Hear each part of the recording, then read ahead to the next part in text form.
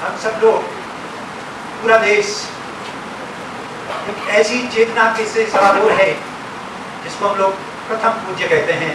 आज हम लोग गणेश चतुर्थी का पूरा ये माहौल पूरे देश के अंदर है। तो मैं सबसे पहले उस विघ्न विनाशक को प्रणाम करते हुए और वाग देवी को प्रणाम करता हूँ। जिस संस्थान का परिचय अभी दिया, मेरा मन बहुत गदगद है। ऐसे संस्थान के लीडर डॉक्टर अजय जसोला जी, मेरे बड़े भाई मिस्टर आलोक जसोला जी, हमारी बहन डॉक्टर अर्चना जी, इस संस्थान के सभी फैकल्टीज और प्यारे बच्चों, खासकर मुझे बताएगा ये ओरिएंटेशन प्रोग्राम है, तो खासकर जो नवागंतुक हैं, जो अभी यहाँ आना प्रारंभ किए हैं, उन सब का मैं हार्दिक अभिनंदन करता हूँ, स्वागत करता हूँ और भगवान गणपति का वंदन करते हुए उनसे ये निवेदन करता हूँ कि जिस भी आकांक्षा इच्छा को लेकर के आप सब लोग इस ज्ञान के मंदिर की ओर आए हैं, आपकी वो आकांक्षाएं पूरी हों, इसलिए आपका बहुत बहुत स्वागत है, अभिनंदन है। बच्चे चुप नहीं रहना है। हाउ इज द जोश? Hi sir. हाँ, देखिए बच्चों के अंदर जो है जोश है, क्योंकि आप ही हैं जिनसे हमारी आशाएं हैं। इसलिए कहता है मंजिल अपनी प्रत्यक्ष लिए हम तोड़ रहे हैं जंजीरें, बदल रहे हैं तस्वीरें, निकल पड़े हम प्रण करके अपना सब कुछ अर्पण करके, जिद है कि सूर्य एक उगाना है, भारत नया बनाना है, भारत नया बनाना है। आप सबके मन में इन आकांक्षाओं को लेकर के आपने एक नई यात्रा अपनी प्रारंभ की है और इस यात्रा में हम सब लोग जो ये प्रथम पंक्ति में बैठे हैं, द्वितीय पंक्ति में बैठे हैं, आपके सहयात्री बन पाएंगे, आपके सहकर्मी बन पाएंगे, आपकी आकांक्षाओं को, आपकी उड़ानों को हम लोग एक अवदान दे पाएंगे। इसलिए हम सब लोग भी आपके साथ साथ सौभाग्यशाली हैं। आप ही हैं मित्रों जिन पर हम सब लोगों का हृदय गर्व करता है। इस देश के जो नीति नियंता हैं, इस देश के अंदर जो पॉलिसी मेकर्स हैं, इस देश के जो लीडर हैं, इस देश को जो आगे ले जाना चाहते हैं, वो गर्व करके कहते हैं कि 2047 में हम इस देश को दुनिया की एक ताकतवर देश बनाना चाहते हैं। तब चाहे इकोनॉमी का विषय हो, चाहे विज्ञान के कोई दूसरे विषय हो। हम 2047 में जब 100 साल हमारी आजादी के होंगे, तो हम लोग ये देखना चाहते हैं कि देश सर्वश्रेष्ठ देश बन जाए, चाहे वो इकोनॉमी का मामला हो। और हम लोग जिस कल्पना को करते हैं कि ये देश विश्वगुरु था, हम इसको विश्वगुरु बना के रहेंगे 2047 तक। आप जैसे मित्रों को जो मैं देखता हूँ, इतना जोश, जो कहते हैं जोश कैसा है, कहते हैं हाई है, तो जो हाई जोश के बच्चे हैं, उनके इस उत्साह पर मैं कह सकता हूँ कि हम लोग 2047 में उस मुकाम को पाने वाले हैं जिस मुकाम की हम लोग कल्पना करते हैं। क्यों मित्रों? परिवर्तन प्रकृति का नियम है। प्रकृति बदलती रहती है और केवल प्रकृति नहीं बदलती, परिस्थितियां भी बदलती रहती है। बच्चों में एक बात आपसे कहूंगा कि मैं जो भी बात कहूंगा बड़ी साफ रूप में कहूंगा, उसमें बहुत सारा चीज मैं छोड़ दूंगा जो आप लोगों ने चिंतन करना है। और जब कभी मैं दोबारा आऊंगा तो मैं इस चिंतन को आपसे देखना चाहूंगा, आपके कार्य में देखना चाहूंगा, आपके चित्र में देखना चाहूंगा, आपके चरित्र में देखना चाहूंगा, आपके व्यवहार में देखना चाहूंगा। इसलिए बहुत ध्यान से सुनिए और बहुत आनंद से सुनिए। कोई मैं कठिन विषय नहीं बताने वाला हूँ, आज बहुत सरल विषय बताने वाला हूँ। इन्होंने मेरे बायोडाटा में बहुत लंबा सारा कुछ पढ़ दिया, उतना मत सोचिए, बस सामान्य सोचिए। मैं आपके बीच की आपकी बात आपको सुनाने वाला हूँ। तो मैं कह रहा था कि परिवर्तन केवल प्रकृति में नहीं होता है, परिवर्तन हम सबके अंदर भी होता है। परिस्थितियां आती रहती हैं और परिस्थितियों के हिसाब से परिवर्तन होता है। और जो परिस्थितियां हैं वो व्यक्तिगत जीवन में भी आती हैं, पारिवारिक जीवन में भी आती हैं, राष्ट्रीय जीवन में भी आती हैं, और आज आप देखते हैं अंतर्राष्ट्रीय जीवन में भी आती हैं। परिस्थितियां आएंगी, खासकर ये जनरेशन, हमने फिर भी सुकून का जीवन जिया है। आप लोगों के लिए बहुत सारे चैलेंजेस हैं। जिस तकनीकी की हम लोग सुगमता की बात कहते हैं, जिस टेक्नोलॉजी को हम लोग अपने मानव जीवन की सुगमता की बात कहते हैं, आने वाले समय में तकनीकी हमारे लिए बहुत बड़ी समस्या खड़ा करने वाला है। मुझे याद है मैं स्पेन में और एक कॉन्फ्रेंस के लिए था, सौभाग्य से कहिए। और स्टीवन हॉकिंस, कितने बच्चों ने नाम सुना है? बहुत बच्चों ने नाम सुना है। स्टीवन हॉकिंस को सब लोग जानते हैं। उस कॉन्फ्रेंस में स्टीवन हॉकिंस थे और आप सब जानते हैं स्टीफन हॉकिंस ने तो बोल सकते थे, ना देख सकते थे, ना कुछ कर सकते थे। He used to be on a wheelchair and बाकी सब सिंथेसाइजर लगे होते थे। तो लकीली उनका जो लेक्चर था वो मेरे लेक्चर के बाद था, so he could come in my lecture sitting over there. तो जब उनका लेक्चर हो गया तो मुझे एक मौका मिला उनसे बात करने का। तो हमने उनसे कहा कि हम ऐसा सुनते हैं, उन दिनों ऐसा सुनते थे कि तीसरा अगर विश्व युद्ध होगा तो पानी पे होगा। हॉकिंस सेड दैट नो, तीसरा युद्ध अगर होगा तो तकनीकी की वजह से होगा। इस मानव सभ्यता का यदि कहीं अंत होने की बात आएगी तो टेक्नोलॉजी करेगी। ये प्रकृति के जो साधन है ये तो फिर भी हम लोग पैदा कर लेंगे, इकट्ठा कर लेंगे, कम में जी लेंगे, लेकिन तकनीकी के अगर हम लोग दास बन गए, तकनीकी हमारे ऊपर ओवर पावर हो गई, तो तकनीकी से ही मनुष्य सृष्टि का अंत होने की संभावना है, बाकी कोई अंत होने की संभावना नहीं। तो आज चूंकि उस चैलेंजेस में नहीं जाऊंगा, आज आप सब लोग अवेयर हैं एआई क्या करने वाला है, क्वांटम कंप्यूटिंग क्या करने वाली है, ये हमारे जो मल्टा यूनिवर्स में हम लोग बातचीत करते हैं वो क्या करने वाले हैं। एक बहुत बड़ा चैलेंज आप सब लोग के सामने आने वाला है। तो परिस्थितियां सबके सामने हैं। हमसे जो पहले वाली पीढ़ी थी उसके सामने भी परिस्थितियां थी, आने वाली आप जो पीढ़ियां आपके सामने भी परिस्थितियां हैं, और आने वाले जो लोग होंगे, आज जो नेक्स्ट जनरेशन होगी उसके सामने भी परिस्थिति होगी। तो परिस्थिति को तो हम नहीं बदल सकते, हम क्या बदल सकते हैं? हमने आज तक क्या बदला है? अपना परिवेश बदला है, अपना आसपास का जो वातावरण है उसको बदला है। तो वो इंस्टीट्यूशंस के माध्यम से बदला होगा, समाज के माध्यम से बदला होगा, या अन्य किसी संसाधनों के माध्यम से बदला होगा, लेकिन हमने उसको बदला है। हमने अंततः मनस्थिति बदली है। क्या बदला है? मनस्थिति बदली है। परिस्थितियां नहीं बदल सकते। अभी धराली में आपदा आई ना, आई, धराली में आपदा आई, हम बदल सकते थे आपदा को? नहीं बदल सकते थे। हम क्या बदल सकते हैं? हम उसको मिटिगेट कर सकते हैं, उसमें जीने की कला सीख सकते हैं, उसमें कैसे जीना, कैसे आगे ना आए, इन सब के बारे में बातचीत कर सकते हैं। और इन सब के लिए क्या चाहिए? शिक्षा। क्या चाहिए? शिक्षा। और शिक्षा को अगर आप ब्रॉड रूप में कहेंगे तो सारे कला कौशल, जीवन की विधाएं जो हमको इस परिस्थिति में जीने का और जीने का चांस देगा, जीने की अपॉर्चुनिटी देगा। क्यों? कि हम लोग अपने एजुकेशन के माध्यम से, अपने ज्ञान के माध्यम से, अपने तकनीकी के माध्यम से, अपने कौशल के माध्यम से वो सब चीजें सीख लेंगे जो हमें सक्षम बनाएगा इन सब के साथ जी सकने के लिए। तो क्या आवश्यक है? शिक्षा आवश्यक है। यदि हमने परिस्थिति को तो नहीं बदल सकते, मनस्थिति को बदल सकते हैं। और मनस्थिति कैसे बदलेगी? शिक्षा के माध्यम से बदलेगी। मुझे याद है, मैं चूंकि बहुत सारी जगह पर आप सब लोगों की तरह मैं भी भटकता रहा हूँ दुनिया भर में ज्ञान विज्ञान के माध्यम से कुछ विज्ञान सीखने के लिए। एक विश्वविद्यालय का जो बाहर का, जैसे आपका गेट है ना बाहर में, सामान्यतः हमारा लिखा था शिक्षार्थ आइए सेवार्थ जाइए। क्या लिखा रहता है बच्चों? रिपीट करो मेरे साथ, जोर से रिपीट करो। शिक्षार्थ आइए सेवार्थ जाइए। ऐसे ही एक विश्वविद्यालय का जो गेट था उस पर इंस्क्राइब किया होता, लिखा गया था education is Panacea for all suffering. क्या लिखा था बच्चों? Education is Panacea for all suffering. यानी दुनिया के अंदर जो भी दुख है, कष्ट है, उसका निवारण केवल और केवल शिक्षा के माध्यम से हो सकता है। बट ये तो ऊपर लिखा था, लेकिन उसके नीचे फिर थोड़े और छोटे शब्दों में लिखा था जो मुझे पढ़ने में बहुत अच्छा लगा। 2-3 बार पढ़ा उसको। कहता है to destroy a nation you necessarily don't need atomic bombs और the nuclear bombs. You don't really need ICBMs। आपको इस सब की जरूरत नहीं है। What you only need is to lower the standard of education, to allow cheating in the examination, to allow favoritism in the policy making, to allow bribery in the selection process, and so on. It's right over there. Kyun? Because the patients will die at the hand of such doctors. The roads, bridges, buildings will collapse at the hand of such engineers. Your money will be lost with such CAs and what you call the jurisprudence will be lost. There will be no jurisprudence with such practitioners of law.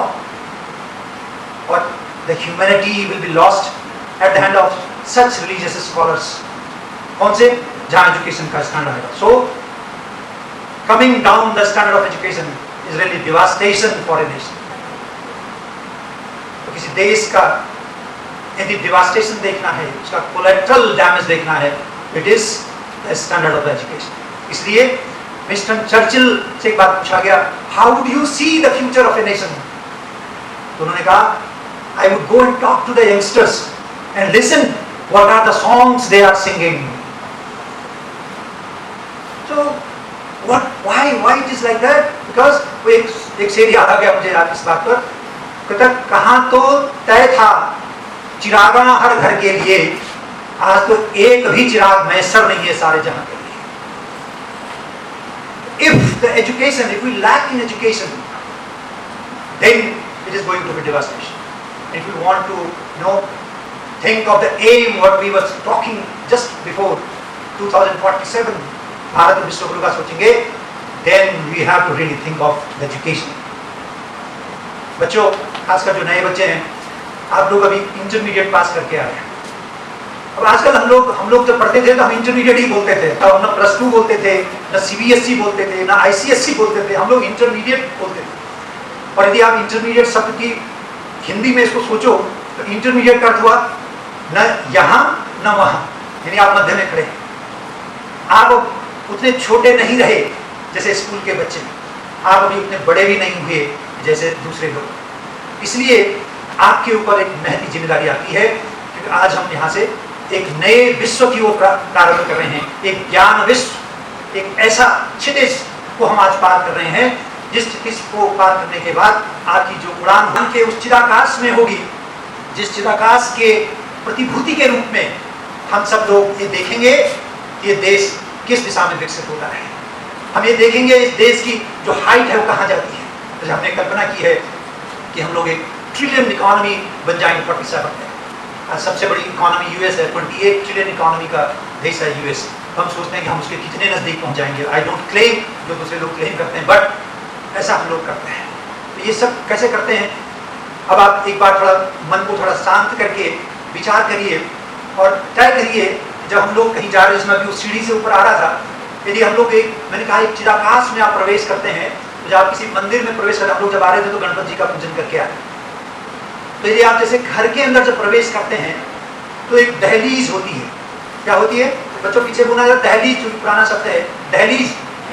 हाँ, दहलीज का हुआ जब आप किसी दरवाजे से अंदर जाने लगेंगे तो उसको उसके अंदर अनवांटेड भी ना चले जाए, इसलिए उसको उसकी मेड़ ऊंची रखी जाती थी और फिर एक स्टेप होकर के फिर अंदर कमरा होता था। और दरवाजे इतने ऊंचे नहीं, बहुत दरवाजे ऊंचे होंगे तो कठिनाइयां आ सकती हैं, इसलिए दरवाजे को थोड़ा छोटा बनाया जाता था। तो हम दो काम एक साथ करते थे बच्चों। कैसे करते थे? हम लोग अपना एक पैर उठाते थे दहलीज को पार करने के लिए, और सेम टाइम अपना सर भी, क्योंकि सर नहीं झुकाया तो सर ऊपर टकराएगा। तो दो काम हम एक साथ करते थे जब हम ज्ञान विश्व के अंदर घर के उस घर के अंदर, घर क्यों बनाया जाता है? जहाँ सुकून मिले, जहाँ शांति मिले, जहाँ हम परमात्मा को याद कर सकते हैं, जहाँ अपने भाव विचारों का और संयोजन कर सकते हैं, उसको हम लोग घर कहते हैं। नहीं तो होटल में तो अच्छा कमरा मिलता है ना रहने को, लेकिन उसको हम घर नहीं कहते हैं। तो घर में जब आप प्रवेश करते हैं, ज्ञान विश्व के अंदर जब आप प्रवेश करते हैं, तो दो काम एक साथ करते हैं कि आप बड़े सिद्धता के साथ अपना कदम उठाते हैं, लेकिन उतनी ही ह्यूमिलिटी के साथ अपना सर भी झुकाते हैं। यानी आप अपनी दो यात्राएं साथ साथ प्रारंभ करते हो। आपका बड़ी स्टडी और स्ट्रॉन्ग स्टेप उठाना कि बाहर की प्रगति है कि मैं इस विश्व के अंदर मैं वो सब करके उठाऊंगा, मैं वो कदम उठाऊंगा ताकि मैं इस विश्व के अंदर वो सब कुछ प्राप्त कर सकूं जो इस विश्व को सुख शांति में बनाने के लिए आवश्यक है।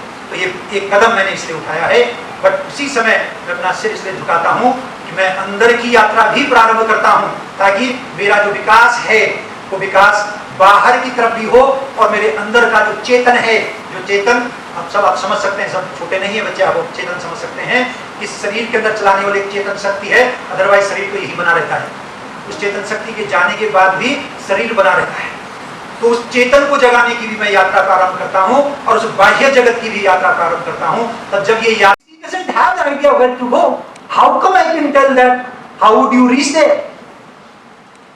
तो इसलिए बच्चों सबसे पहली बात है लक्ष्य का निर्धारण करना। क्या पहली बात है? लक्ष्य का निर्धारण करना। जब आप लक्ष्य का निर्धारण करते हैं, इसमें भी आप देखिए लक्ष्य का निर्धारण करते हैं, इसका क्या अर्थ हुआ? लक्ष्य के लक्षणों को आप धारण करते हैं। जब आप लक्ष्य के लक्षणों को धारण करते हैं तभी कहा जा सकता है कि आप लक्ष्य का निर्धारण कर चुके हैं या लक्ष्य का निर्धारण कर चुके हैं। और लक्ष्य का निर्धारण करने के लिए आपके लिए जो हेल्पिंग मटेरियल है, जो हेल्पिंग एड है, दैट इज योर एजुकेशन। क्या है शिक्षा? शिक्षा मात्र सिद्धांत नहीं है, ये कोई अतीत का एक निश्चित विधान भी नहीं है। आपने देखा होगा, we are continuously evolving in our education pattern. आज भी साल में 2 बार हम बोर्ड ऑफ स्टडीज करते हैं, कम से कम 2 बार करते हैं। फिर आज जो कोर्स रेलेवेंट था कल नहीं है। It's a continuously evolving process. शिक्षा वर्तमान का वह अक्ष है जिसपे परिवर्तन का पहिया घूमता है। जिस परिवर्तन की बात मैं पहले कह रहा था, तब आप बताइए कि कौन नहीं शिक्षा ग्रहण करना चाहेगा, कौन नहीं शिक्षा के माध्यम से जाएगा। तो एक बात जो मैंने कही, लक्ष्य का निर्धारण, और लक्ष्य का निर्धारण कैसे करना, शिक्षा जगत के लोगों को लक्ष्य का निर्धारण कैसे करना, उस बात को मैंने आपके सामने रखा। एक दूसरा बिंदु मैं आपके सामने रखना चाहता हूं। ये जो परिस्थिति की बात मैं प्रारंभ में कर रहा था, ऐसी ही परिस्थिति की थपेड़ों से, और बहुत सारे हमारे पास कालखंड, जो जीवन का कालखंड हम लोगों ने देखा होगा, हमारे पूर्वजों ने देखा होगा पिछले कम से कम 500-700 सालों का, उसके अंदर ऐसी परिस्थितियां निर्माण हुई कि हम लोग आत्मविस्मृत हो गए। क्या हो गए?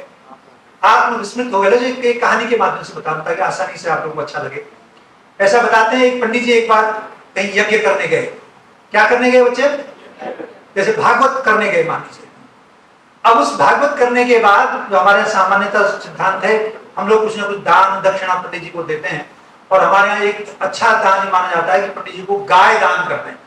क्या दान करते हैं? गाय। तो यजमान ने और पंडित जी को गाय दान कर दी, और पंडित जी जब पूरा यज्ञ पूरा हुआ तो अपने घर अपना सामान लेकर के, गाय लेकर के आ रहे, तो 3 ठग मिले रास्ते में। उन 3 ठगों ने योजना बनाई कि इतनी सुंदर गाय जो है पंडित जी के पास है, ये तो पंडित जी को तो फिर कहीं और मिल जाएगी, है ना, इसलिए हमको ये किस तरह से ठग लिया। पंडित जी हैं तो छीन नहीं सकते, फिर भी थोड़ा बहुत, है ना, आंखों की सर जैसा कहते हैं, ऐसा है। तो उन्होंने एक योजना बनाई। एक पहला व्यक्ति खड़ा हुआ, पंडित जी आ रहे थे रास्ते में, उन्होंने पंडित जी को पाया, वो पंडित जी और सब कैसा है क्या, तो बाकी सब ठीक है, लेकिन ये गधा कहां से ले आए? अब पंडित जी को बड़ा आश्चर्य हुआ, उनका है ऐसी बात करते हो, गधा कहां है? तो गाय है, और मैं भी यज्ञ करके आ रहा हूँ, जजमान जी ने मुझे दान में दी है गाय। तो उन्होंने ध्यान नहीं दिया, बट उनके मन में थोड़ी सी आशंका तो आ गई कि ऐसे क्यों कहा इसने कि ये गधा कहां से लिया। अब थोड़ा आगे जाते हैं, तो आगे जाने के बाद एक दूसरा ठग मिल गया। उसने भी वही प्रक्रिया अपना करके पंडित जी का सम्मान करके कहा कि बाकी तो सब ठीक है गुरु जी, लेकिन आपके जजमान ने ना आपको ठग दिया है, गाय को, गधे को गाय कह करके आपके मत्थे डाल दिए। और पंडित जी को अब जो है उनका संशय बहुत बढ़ गया। मन ही मन अब बहुत सारे प्रश्न आ लगे, हो सकता है क्योंकि गाय तो बहुत महंगी है, जजमान गरीब था, बहुत सारे उन्होंने जो उनके जो प्रॉस एंड कॉन्स हो सकते हैं, ऐसा उन्होंने अपने मन में विचार किया। बस उनका जो अंदर का मानस था वो काफी खिल गया। और तीसरे के पास आते हैं, तो तीसरा और बड़ी बात करता है, साहब क्या करें, कलयुग आ गया और पंडित जी के घर में गाय नहीं गधा बंधेगा तो कैसी जग हंसाई होगी, क्या होगा, बड़ा हमें तो कष्ट है साहब। बस पंडित जी ने आओ देखा ना पाओ, उन्होंने फटाफट इस तरह से गाय को छोड़ा और भागते हुए शॉर्टकट से भाग गए कि कहीं वास्तव में किसने देख लिया कि पंडित जी अंदर की जो मीमांसाएं थी, उन मीमांसाओं को न ध्यान देते हुए और पंडित जी ने गाय छोड़। ठीक ऐसे ही हम लोगों के साथ हुआ।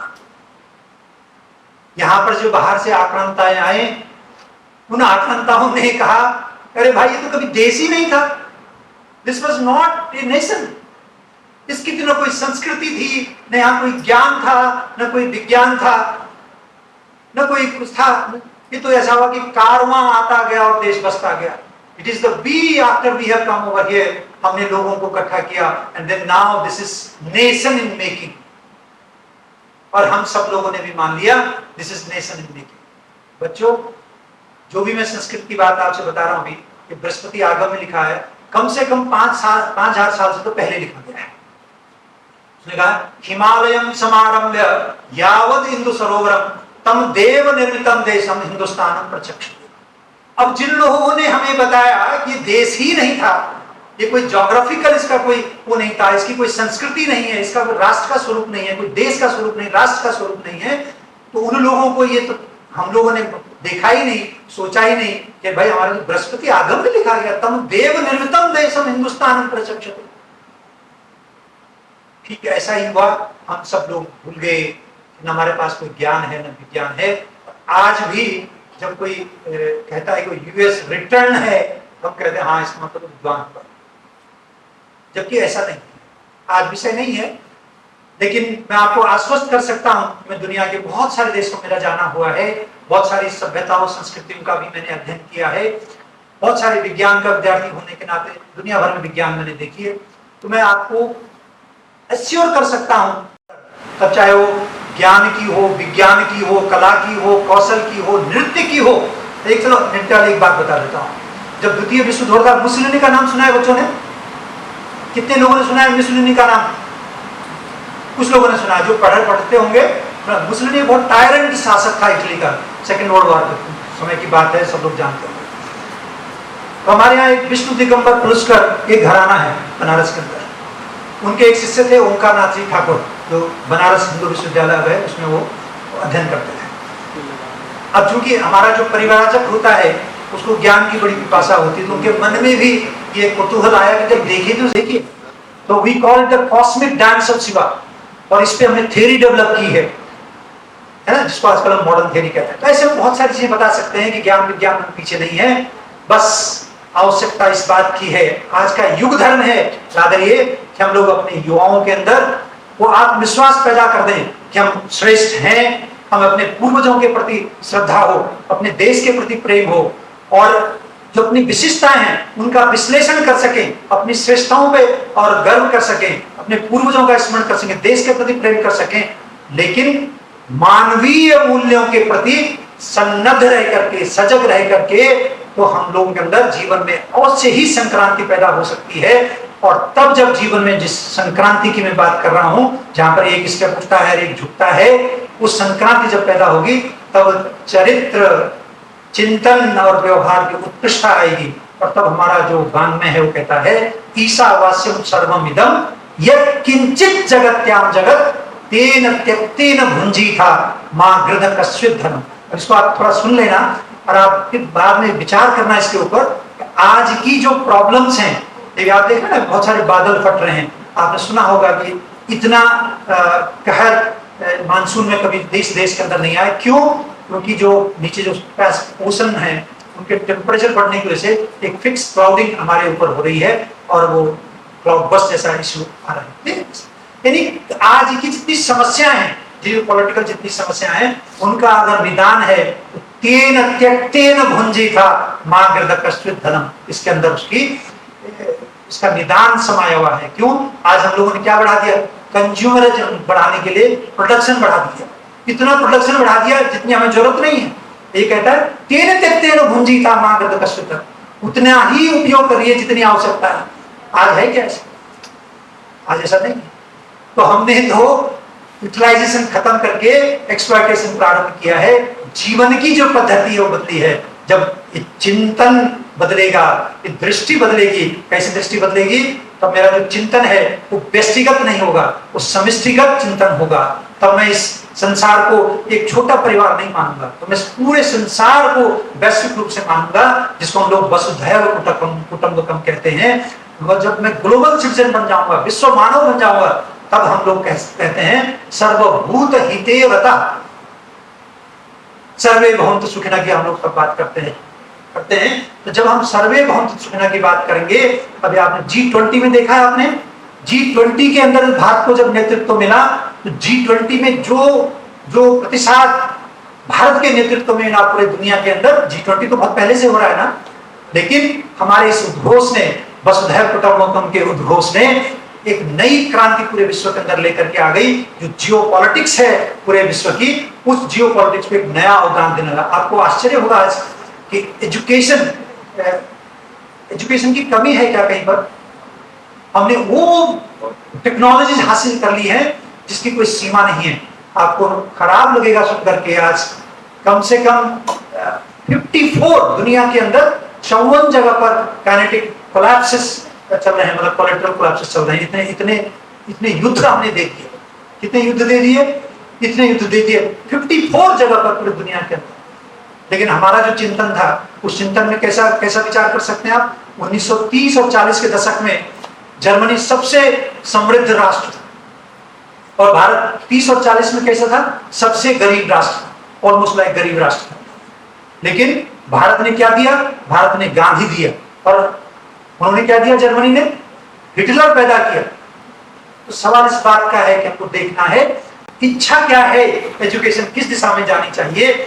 जब हम ऐसा व्यक्तिगत चिंतन से समष्टिगत चिंतन की ओर जाएंगे तब वास्तव में हम लोग पैकेज की नहीं यूसेज की बात कहेंगे। मैं ये कहूंगा कि मैं क्या कर सकता हूं इस देश के लिए, मैं इस समाज के लिए क्या कर सकता हूं। ईश्वर ने मुझे आखिर यहाँ भेजा है, मेरे को इतने सारी चीजों से इक्विप करके भेजा है, मुझे भोजन दिया है, वस्त्र दिया है, मुझे सोचने की शक्ति दी है, मुझे सब लिम्स, स्वस्थ लिम्स दिए हैं। क्यों हमारे बहुत सारे भाई ऐसे हैं, बहुत सारी बहनें ऐसे हैं जिनके पास स्वस्थ लिम्स नहीं है, स्वस्थ मस्तिष्क नहीं है, बहुत सारी दूसरी चीजें, हमको इतना सारा कुछ दिया है। उन सब देने के बाद मैं क्या सोसाइटी को वापस दे सकता हूँ, अपने एजुकेशन के माध्यम से क्या दे सकता हूँ। और जब ये विचार आता है तब वो विचार ऐसा धारणीय विचार बनता है कि हम लोग इस भूभाग को जिसको भारत कहते हैं ये तब विश्व का गुरु बनता है। क्योंकि यहाँ पर जो विकास का जो वो बताया गया, मॉडल बताया गया, वो क्या बताया गया? त्याग बताया गया। क्या बताया गया?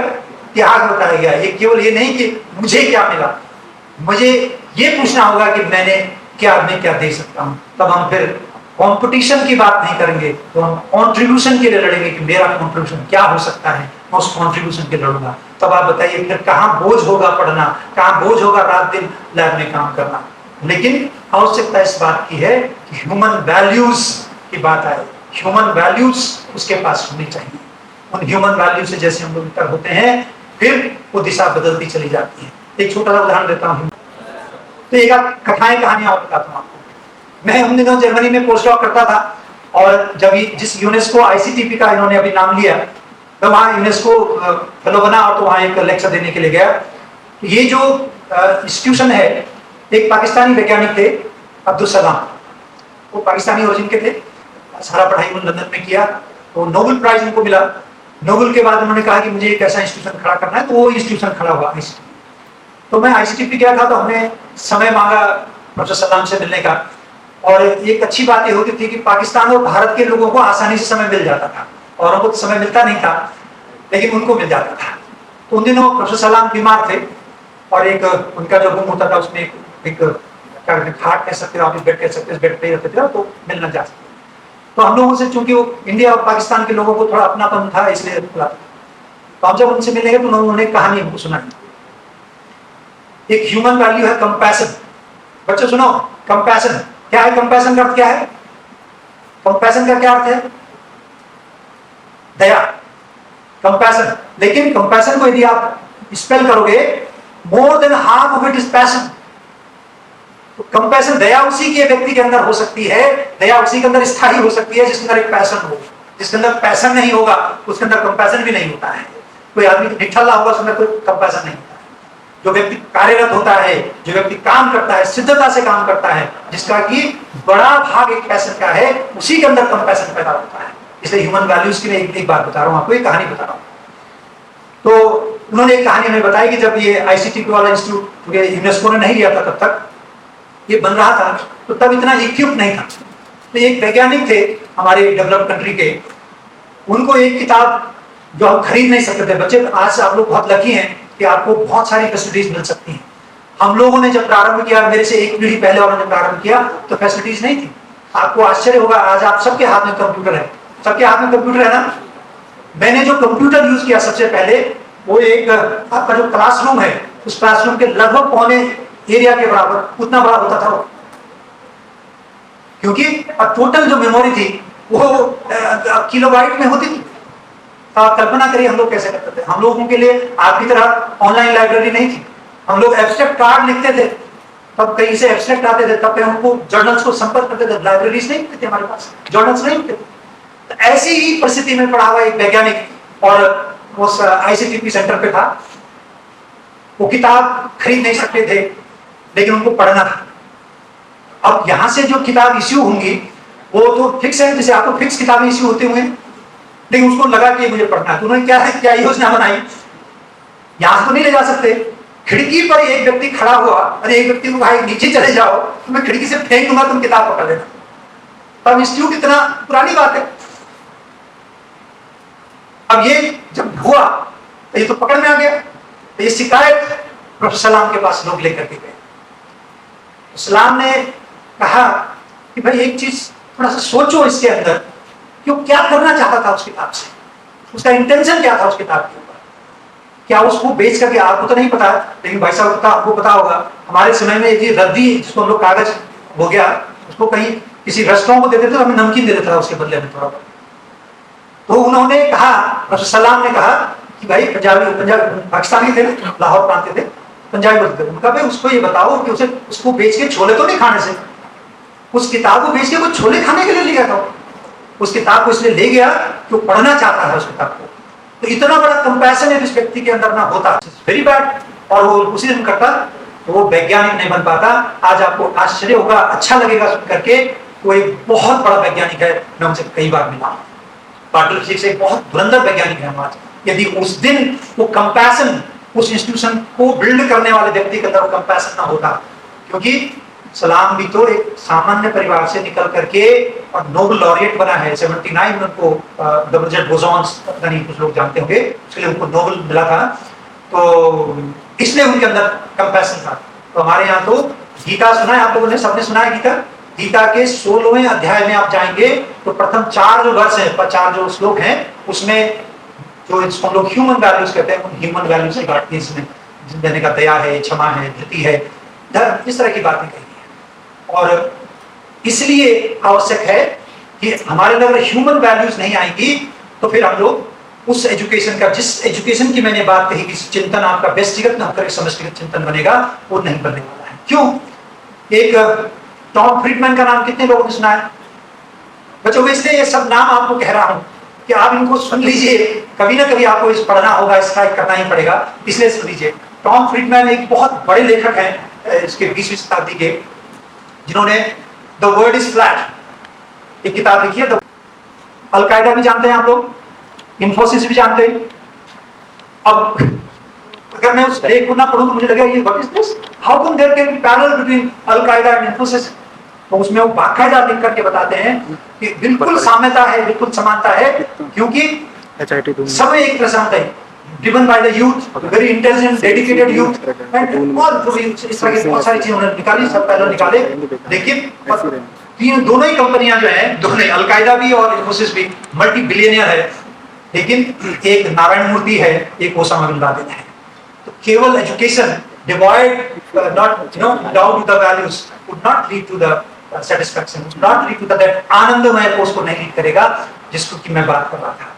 और एक बात और आपके ध्यान में आना चाहिए, ऐसा नहीं है जिन बातों को मैंने एजुकेशन को लेकर के कहा ये बातें शायद आज के रेलेवेंट ना हो। इस बात को एक और से आपको बता दूं, एक किताब है, बहुत फेमस किताब है, क्राइसिस ऑफ सिविलाइजेशन। क्या किताब है बच्चों?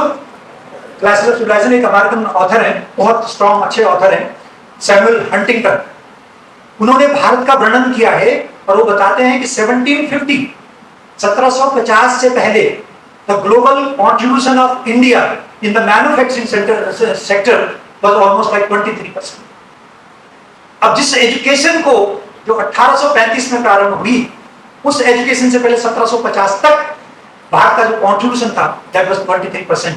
आज भी 23% नहीं है। भारत जब देश आजाद हुआ था तो हमारा वो कंट्रीब्यूशन घट करके 2% पर रह गया था। इसको एक बात और तरह से सुनिए, समझिए कि जब ये इंडियन एजुकेशन एक्ट की जब बात आई उससे पहले सर्वे हुई भाई इस देश के अंदर एजुकेशन क्या है, तो मैंने कहा कि हमारी ये जो एजुकेशन था यही एजुकेशन थी जिसे भारत को विश्व गुरु कहा गया था। इसीलिए तमाम सारे लोग दुनिया भर से भारत में आए। अल-बरूनी का नाम आपने सुना होगा। आजकल लोग वहां जाते हैं, दुबई जाते हैं ना, तो अपने फेसबुक पे बुर्ज खलीफा डाल देते हैं। क्यों डालते हैं? बुर्ज खलीफा जैसा आर्किटेक्चर नहीं दिखता, लेकिन तब जब अल-बरूनी भारत आया था तो कहता है जो प्रासाद भारत में बने दुनिया में कहीं नहीं। अल-बरूनी तो इसीलिए जाना जाता है कि उसने भारत का वर्णन किया है। इब्न बतूता कहता है कि भारत जाकर के जो फेरी टेल्स हमने पढ़ी हैं, जो फेरी स्टोरीज हमने पढ़ी हैं, वो तो वास्तव में भारत जाके सब साकार हो जाता। तो ये सारे जो लोग आए इतने आक्रांता है, क्यों आए? क्योंकि यहाँ पर सब कुछ था। जो विधा शिक्षा की मैंने बताई, उस विधा के माध्यम से ये सर्वगुण संपन्न देश था। तो सैमुअल हंटिंगटन कहता है इतना ही नहीं, 23% नहीं, each individual soul was the skilled soul. अब आज हम लोग स्किल डेवलपमेंट की बात कर रहे हैं, तब आप देखिए स्किल कैसा था कि जिस भारत के इस्पात कहते हैं, फौलाद मतलब स्टील, अब आज स्टील शब्द नहीं है वैसे, वो फौलाद, इसका पूरे विश्व के अंदर वो थी, रिकॉग्निशन थी। अगर दो लोग लड़ रहे होते थे, कहते थे सावधान, उसके पास भारत के फौलाद की बनी तलवार। लेकिन उसकी फॉर्जरीज कहां थी? उसकी फॉर्जरीज आज का जो झारखंड है, उसके जो आदिवासी लोग हैं, वहां वो फॉर्जरीज। इसलिए सैमुअल हंटिंगटन कहता है कि 1750 से पहले और इस देश का each individual soul was the skilled soul. ऐसा नहीं कोई बहुत बड़ा कारखाना खड़ा था, केवल मुंबई में कारखाना था या किसी इंडस्ट्रियल टाउन में कारखाना था, नहीं, each individual soul was the skilled soul. हमारा जो एजुकेशन सिस्टम था वो इस तरह से बना हुआ था, क्योंकि जब ये इंडियन एजुकेशन एक्ट आने की बात हुई, इससे पहले सर्वेज हुए, तो 4 प्रेसिडेंसीज का सर्वे हुआ। थॉमस मुनरो मद्रास प्रेसिडेंसी के होते, उन्होंने वहां का सर्वे किया, और सर्वे माने प्रॉपर सर्वे किया पटवारी के साथ मिलकर के। उन्होंने वहां की लिटरेसी को बताया कि ऑलमोस्ट 100% लिटरेसी कितनी है, ऑलमोस्ट 100%, और कहता है out of that at least 70% are highly qualified, और हाईली क्वालिफाइड को आगे वो वर्णन करता है, दैट मीन्स अबव मैट्रिकुलेशन। ऐसे ही और मुंबई प्रेसिडेंसी का किया, ऐसे ही जो है बंगाल प्रेसिडेंसी का किया, ऐसे ही जो नॉर्थ वेस्ट फ्रंटर जिसको पंजाब कहते हैं, तो सबसे कम पंजाब की लिटरेसी थी, दैट वाज 93%। और थॉमस मुनरो को छोड़ दीजिए, ये 3 तो पादरी थे, ईसाई पादरी, प्रीस्ट थे, और ये लिटरेसी थी। और जब हमारा देश आजाद हुआ तो हमारी लिटरेसी कहां चली गई? 14% चली गई। तो हमको जो ये कहा कि देश ही नहीं है, इसकी कोई सभ्यता नहीं है, संस्कृति नहीं है, कोई ज्ञान नहीं है, तब हमारा जो ग्लोबल कंट्रीब्यूशन था वो कहां से ला करके, जब हमारी साक्षरता 14% पे आ गई, तो वो जो कंट्रीब्यूशन है 2% रह गई। इसलिए क्यों आया? क्योंकि वैश्विक तौर पे हम लोगों ने जो एजुकेशन है उसको समझा ही नहीं। एजुकेशन को हमने केवल रोजगार का साधन बनाया। केवल रोजगार का साधन बनाएंगे तो दौड़ बहुत छोटी होगी, बहुत लंबी दौड़ नहीं होगी। इस देश की दौड़ बहुत लंबी है कि देश विश्वगुरु था और पुनः विश्वगुरु बनेगा। लेकिन each individual has to play his pivotal and primary role in making this country as the great nation. ये कब हो पाएगा? जब हम each individual will think globally, each individual think, ये जो शिक्षा की हमने बात कही, कैसे, बस एक अंतिम बात कह करके आपकी बात पूरी करता हूं। अगर हम ईच इंडिविजुअल, मैं ये सोचूंगा कि मैं थोड़ा कम कर लूं, दूसरा कर ले रहा है, तो नहीं चलेगा। कैसे? ऐसा बताते हैं एक बार कि एक व्यक्ति जंगल में भाग रहा था। हो सकता है उसको भी शायद ऐसा कहीं से दिमाग में आ गया, उसने सुना हो कि राम बन गए तो बन गए, उसने भी शायद यही समझ लिया और जंगल में भाग रहा था। अब समझ रहे बच्चों में क्या कहना चाह रहा हूं? वो दौड़ रहा था तो देखा कि सामने से एक हाथी तस्कर दौड़ करके आ रहा है। अब इसको लगा कि ये तो साक्षात मौत सामने से आ रही है, तो इसने देखा, आओ देखा ना ताओ, देखा सामने एक कुआं था, उस कुएं में छलांग लगा। तो जैसे ही वो छलांग लगा रहे थे, नीचे देखा तो एक बहुत बड़ा विशाल का मगरमच्छ उसके अंदर है। उनका भी बाहर भी तो मौत है ही, यहाँ भी मौत है। इस डर से जैसे उसने हाथ चलाया तो देखा एक सामने एक जड़ से पेड़ रहा होगा कोई, उसकी जड़ से उन्होंने जड़ पकड़ ली। फिर जब उनकी नजर उस पर गई तो देखा तो उस जड़ को 2 चूहे, एक सफेद एक काला, उसको काट रहा है। अब फिर और डर बढ़ गया। अब जैसे जड़ कटेगी मैं जाऊंगा नीचे, तब ऊपर जाऊं तो वहां मदमस्त हाथी, नीचे जाऊं तो मगरमच्छ। अब इसमें जो थोड़ा सहारा मिला ये भी कटने वाला है।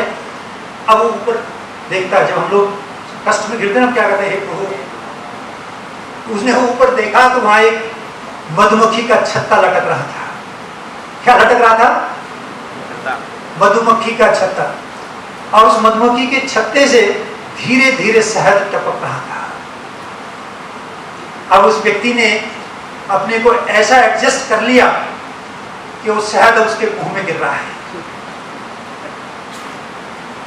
अब वो हाथी भी मनमस्त है, नीचे मगरमच्छ भी मनमस्त है, ये व्यक्ति भी मनमस्त है। तो आज जो बाह्य आकर्षण है वो हमको कहीं ना कहीं पर इस प्रकार के एल्यूरमेंट में ले जा सकता है, ले जाता है, हमें लगता है कि यही जीवन है। ये जीवन नहीं है। इस देश के अंदर जब हमने ये लक्ष्य रखा हो कि हम 2047 में विश्व के आर्थिक महाशक्ति बनेंगे, हम पुनः विश्व गुरु को, क्योंकि कहता है एतद् देशे प्रसूतस्य सकाशाद जन्मना स्वम स्वम चरित्रम शिक्षरे पृथ्व्याम सर्वमानव। हमारे केवल नॉलेज को नहीं माना गया, उसके साथ वैल्यूज की बात कही गई। आप देखो ना, राम और रावण में यदि आप तुलना करेंगे, बाह्य वैभव की तुलना करेंगे, ज्ञान की तुलना करेंगे, तो रावण कहीं भी 19 नहीं बैठता है राम से। सिर्फ क्या है, Ram is endowed with the values, Ravan is endowed with the misvalues।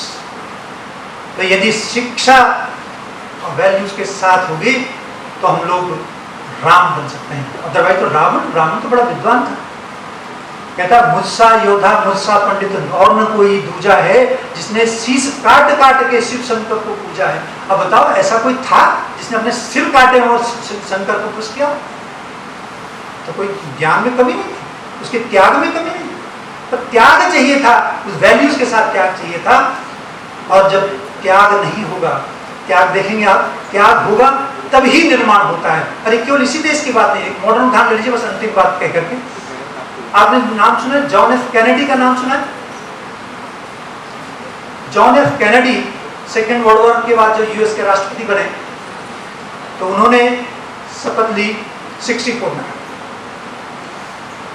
और जब शपथ ले रहे थे तो उन्होंने कहा, O the citizens of America, never shall ask that what America will give you, ask yourself what shall you give to the America.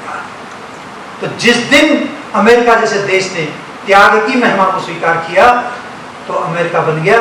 क्योंकि मुझे याद है 24 मई 1964 को उन्होंने डिक्लेयर किया उस शपथ में, बिफोर 1970 सोवियत ने कहा था 70 में हम लोग मून पर ले जाएंगे आदमी को, मनुष्य को, मैन मिशन जाएगा और मून पे उतरेगा। उन्होंने कहा नहीं, हम 69 में और मून मिशन को अकम्प्लिश करेंगे। और वहां पर नील आर्मस्ट्रॉन्ग उतरा। कब उतरा? जब उन्होंने कहा, एक संकल्प लिया, पूरे राष्ट्र ने एक संकल्प लिया कि हम अमेरिका को क्या दे सकते हैं। इसलिए आप देखेंगे उस समय पर जितने सिंथेटिक क्लोथ्स हैं, क्योंकि क्या चाहिए थे ऊपर जाने के लिए, क्लोथ्स ऐसी चीज थे जो उस पर सर्वाइव कर सके। तो एक इंडस्ट्री डेवलप हो गई सिंथेटिकली, जो पुराने लोग जानते होंगे, टेरिकॉट, टेरिलीन, इस तरह की चीजें शुरू हुई जो रगेट्स हैं जिनके अंदर।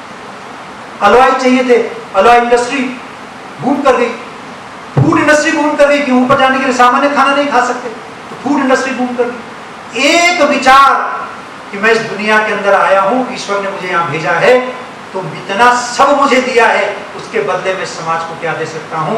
If we are endowed with it, we are equipped with this value system, then education would definitely lead to that contribution, which contribution is needed to make this world, this भूभाग, जो भारत है, इसको विश्व गुरु बनेगा। बनाने के लिए मैं आज आप सब लोगों के सामने, और इस बात के लिए बहुत धन्यवाद देता हूं कि इतने लोगों ने मुझे इतने ध्यान से सुना। और मुझे लगता है कि सब लोगों ने कहीं ना कहीं कोई ना कोई रिजॉल्व से किया होगा, कोई संकल्प लिया होगा। मैंने जो यात्रा प्रारंभ की है अपनी इस ज्ञान विश्व के लिए, उस ज्ञान विश्व के अंदर मेरा कंट्रीब्यूशन इस देश के लिए होगा। मैं केवल कंपटीशन के लिए नहीं आऊँगा, मैं केवल पैकेज की बात नहीं करूँगा, मैं एक यूसेज की बात करूँगा कि मेरा क्या यूसेज होगा इस देश को महान बनाने के लिए। यदि हमने ये संकल्प आज लिया, इस संकल्प की पूर्ति होगी, निश्चित होगी, क्योंकि आपको ईश्वर ने मौका दिया। इतना सुंदर इंस्टीट्यूशन आपके सामने है, इतने डिवोटेड टीचर्स आपके साथ हैं, इतना बहुत अच्छा मैनेजमेंट आपके साथ है, जो दिन रात सोचता है कि हम और क्या इन बच्चों को दें ताकि अपने सपनों की उड़ान भर सकें, अपने उसको एक अच्छा टेक ऑफ दे सकें, ताकि उस चिराकाश में उड़ें और परमात्मा की उस इच्छा को पूरा करें कि भारत पुनः विश्व गुरु बनेगा। इस शुभकामना के साथ मैं एक बार आप सब लोगों का बहुत बहुत धन्यवाद करता हूं कि आपने मुझे मौका दिया यहाँ पर आने का और इस नई पीढ़ी से बात करने का। बस एक ही निवेदन के साथ कुछ न कुछ इसमें से मेरा कंट्रीब्यूशन, हर एक इंडिविजुअल का कंट्रीब्यूशन बनेगा, तब हमारा देश उस उज्जवल भविष्य को बढ़ेगा। हम सब लोग कृत संकल्प होकर उधर बढ़ेंगे। इसी शुभकामनाओं के साथ आप सबका पुनः बहुत बहुत अभिनंदन है, स्वागत है, बहुत बहुत